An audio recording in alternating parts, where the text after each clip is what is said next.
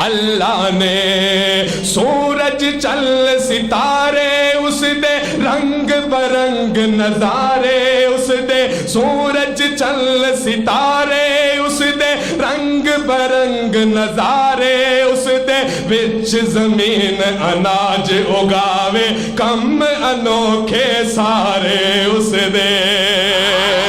ہاں سورج چل ستارے اس دے رنگ برنگ نظارے اس دے وچ زمین اناج اگاوے کم انوکھے سارے اس دے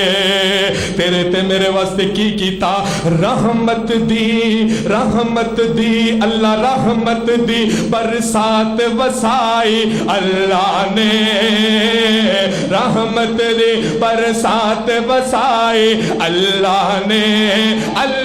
نے ساری کائنات بڑھائی اللہ نے ساری کائنات بڑھائی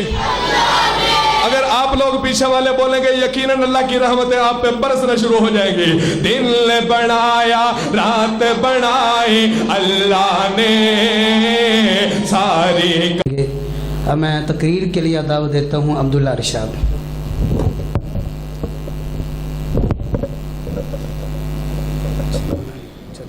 السلام علیکم ورحمۃ اللہ وبرکاتہ نحمدہ ونصلی علی رسولہ الکریم اما بعد فاعوذ باللہ من الشیطان الرجیم بسم اللہ الرحمن الرحیم ظہر الفساد فی البر والبحر بما کسبت ایدی الناس بے وجہ نہیں چمن کی تباہ کاریاں بے وجہ نہیں چمن کی تباہ کاریاں کچھ باغباں ہیں برق و شر سے ملے ہوئے سامعین ذی احتشام دور حاضر امت مسلمہ زوال پذیری کی طرف بڑھ رہی ہے امت مسلمہ کو چاروں اطراف سے گناہ مسائل نے گھیرا ہوا ہے کنتم خیر امت اخرجت للناس کا لقب پانے والی امت ضربت علیہم الذلۃ والمسکنہ کے رنگ میں رنگی نظر آتی ہے لقد خلقنا الانسان فی احسن تقویم ثم رددناہ اسفل سافلین کا درجہ اسفلیت اختیار کر لیا ہے اس کی بنیادی وجہ امت مسلمہ انسانیت سے قومیت پر آ گئی اور قوم سے ان میں فرقے بن گئے اور نفسا نفسی تک نوبت پہنچی اور امت مسلمہ زوال کے اس طریق دور میں بھی بطور ملت کچھ کرنے کو آمادہ نہیں ہے اپنے ملی تشخص کے احیاء اور بقا غیروں کی ریشہ دوانیوں کا طور اور امت مسلمہ کے فرض منصبی کو ادا کرنے کی کسی کو فکر ہی نہیں ہے امت مسلمہ معدنی اور دوسرے تمام مسائل ہونے کے باوجود اپنے مفادات اور تحفظ کے شعور سے آری ہے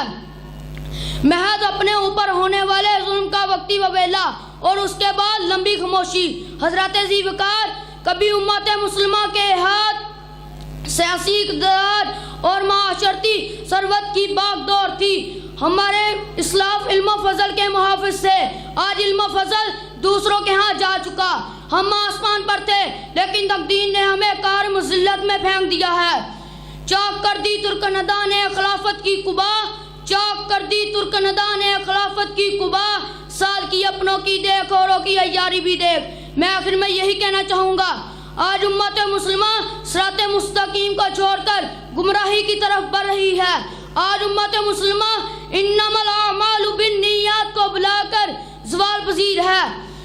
اس لیے شاعر نے بھی کیا خوب کہا ہے رہزنوں سے باغ نکلا تھا اب مجھے رہبروں نے گھیرا ہے رہزنوں سے باغ نکلا تھا اب مجھے رہبروں نے گھیرا ہے قافلہ کس کی پیروی پہ چلے کون سب سے بڑا لٹیرا ہے وآخر دعوانا الحمدللہ رب العالمین